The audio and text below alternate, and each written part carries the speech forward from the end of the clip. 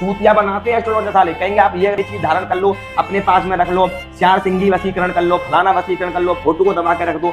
ये साले चूतिया बनाने वाली चीजें होती है। अगर राहु की महादशा चल रही है, अगर राहु पंचम घर में बैठा हुआ है, राहु सप्तम घर में बैठा हुआ है, राहु लगन में बैठा हुआ है, राहु आपके भाग्य में जाकर बैठा हुआ है, महादशा चल रही है आपकी, तो कोई हिला नहीं सकता आपको। जितना मर्जी आप वसीकरण कराइए, तंत्र मंत्र कराइए, आपका रिलेशन और लव लाइफ चल ही नहीं सकती आपकी। आपका रिलेशन खराब होना है, कोई साला भाई का लाल नहीं है कि आपके रिलेशनशिप को ठीक करके दिखा दे, आपकी मैरिज को ठीक करके दिखा दे। करोड़पति भी सबसे ज्यादा राहु ही बनाता है व्यक्ति को, ऐसा ही नहीं बनाता। पर एक सिस्टम, जब व्यक्ति की दशा चेंज होती है ना, दशा और दिशा अपने आप चेंज हो जाती है।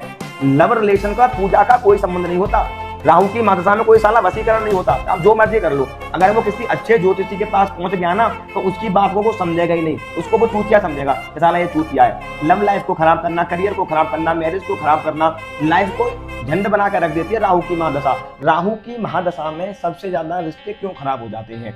बहुत सारे लोगों की मैं चार्ट देखता हूँ, कुंडलियां देखता हूँ, उनके किसी की शादी खराब हुई होती है, डिवोर्स हो जाता है, बहुत सारे रिलेशन खराब हो जाते हैं। राहु की महादशा में और राहु की अंतरदशा में सबसे ज्यादा रिश्तों पर डिफेक्ट क्यों पड़ता है? अच्छा, राहु खराब क्यों करता है रिलेशन को, शादी को खराब क्यों करता है? तो आज हम इस चीज को कुंडली के माध्यम से जानेंगे। राहु का मतलब होता है, राहु कोई ग्रह नहीं है, राहु एक छाया है।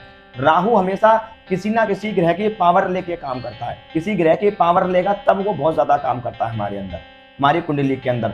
राहु बहुत ज्यादा चीजों को लेके दिखाने वाला होता है, बड़ा चढ़ा के बोलने वाला होता है। राहु यानी व्यक्ति पागल होता है। जब भी राहु किसी मैरिज को खराब करता है या राहु किसी रिलेशन को खराब करता है, तो उसमें कारण क्या होता है? अगर किसी व्यक्ति की राहु की महादशा चल रही है या व्यक्ति का राहु का कोई अंतर चल रहा है, तो ऐसा व्यक्ति सबसे ज्यादा भ्रमित होता है, सबसे ज्यादा कंफ्यूज करने वाला होता है। उसको अच्छा बुरा कुछ भी दिखाई नहीं देता, माइंड बिल्कुल पागल हो जाता है उसका, राहु की महादशा या प्रत्यम दशा किसी की चल रही हो। जब ये दशा चल रही होती है, व्यक्ति को ना चीजें, बहुत सारी चीजें दिखाई देती हैं कि मैं ये भी कर लूंगा, ये भी मिल जाएगा, इसके साथ ऐसा कर लूंगा, वैसा कर लूंगा। यानी माइंड में नक्शा वो पहले से ही बना के तैयार कर लेता है राहु वाला।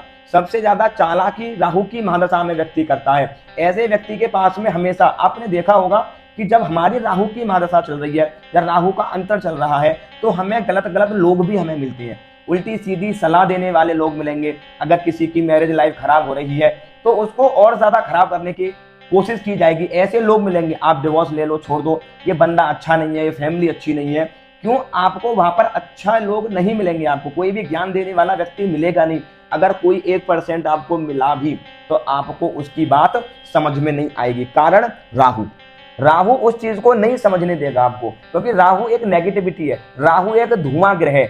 धुआं यानी मतलब ना तो वो पकड़ में आना, और जब धुआं होता है तो व्यक्ति को कुछ दिखाई भी नहीं देता, तो वो राहु है। तो इसको हम कुंडली के माध्यम से जानते हैं कि महादशा राहु की व्यक्ति को 95% तो बहुत ज्यादा परेशान ही करती है। लव लाइफ को खराब करना, करियर को खराब करना, मैरिज को खराब करना, लाइफ को झंड बना कर रख देती है राहु की महादशा। इतना बर्बाद करता है राहु के, जिंदगी लोगों के तोते उड़ जाते हैं, जिंदगी समझ में नहीं आती। सबसे ज्यादा बर्बाद चीज है, सबसे ज्यादा रिलेशनशिप, सबसे ज्यादा अय्यास व्यक्ति राहु की महादशा में होता है सबसे ज्यादा।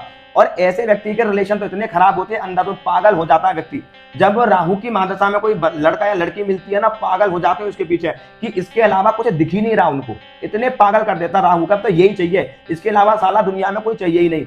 और कुछ लोग ऐसे मिल जाते हैं, कुछ लोग जब रिलेशन ब्रेक होने लगता है 2 महीने 6 महीने के बाद, अधिकतर तो मैंने देखा है कुंडलियों में कि जब राहु में बंदा कोई मिलता है, रिलेशन चलता है, तो 6-7 महीने से 1 साल से ज्यादा कुछ चलता नहीं है, फिर को ब्रेकअप, लड़ाई झगड़ा, कंफ्यूजन होने लगती है बस।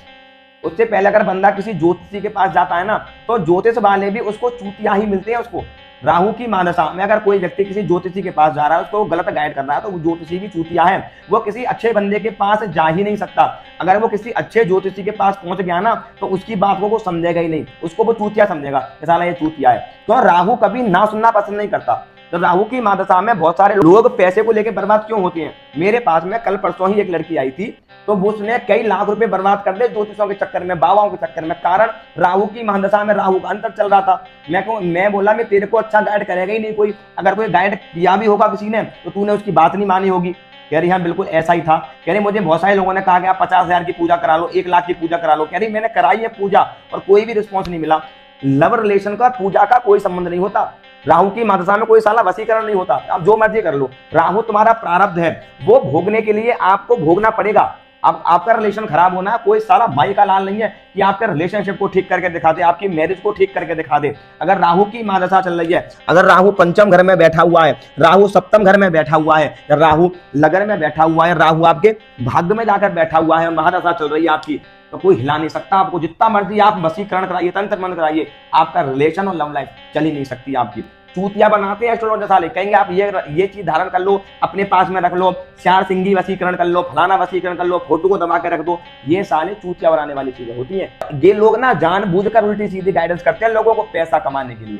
जब पता होता है, जिस ज्योतिष वाले को नॉलेज है, पता है, वो तो ज्ञान देगा कि भाई आपका रिलेशन चलेगा नहीं, पर जो राहु चल रहा है वो आपको मानने नहीं देगा ये बंदा सही कह रहा है। दो बंदे मिलेंगे आपको अच्छा गाइड करने वाले कि नहीं आप ये आपके साथ शादी चलेगी नहीं, आप इससे शादी मत करो, आपका रिलेशन चलेगा नहीं, आप इसके साथ में रिलेशनशिप तोड़ दो और ज्यादा रोना धोना बंद कर दो आप। पर वहीं पर आपको 5-7 एस्ट्रोलॉजर ऐसे मिल जाएंगे, नहीं बंदा आएगा, वापस आएगा, वो आपको कॉन्फिडेंस देंगे, आपको पैसे को बर्बाद करेंगे।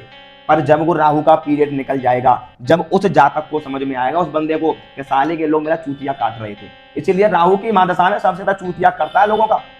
सबसे बता दूं मैं, सबसे ज्यादा ऑनलाइन ट्रेडिंग में पैसा बर्बाद होता है, इसलिए बर्बाद होता है क्यों? क्योंकि राहु यानी दिमाग, वो अपने आप को इतना होशियार समझता है, मुझसे ज्यादा होशियार कोई है नहीं, सारी दुनिया चूतिया है, राहु वाला बंदा होता है। तो अगर यहाँ पर इस कंडीशन में अगर आपको कोई अच्छा ज्योतिषी आपको सही सलाह दे रहा है कि भाई बंदा खराब है छोड़ दो, तो आपको उसकी बात माननी चाहिए। मैंने खुद बहुत सारे लड़का लड़कियों की लाइफ को बचा रखा है कि राहु का पीरियड चल रहा है, बंदे को छोड़, तो खराब है बंदा, लाइफ खराब हो जाएगी आपकी।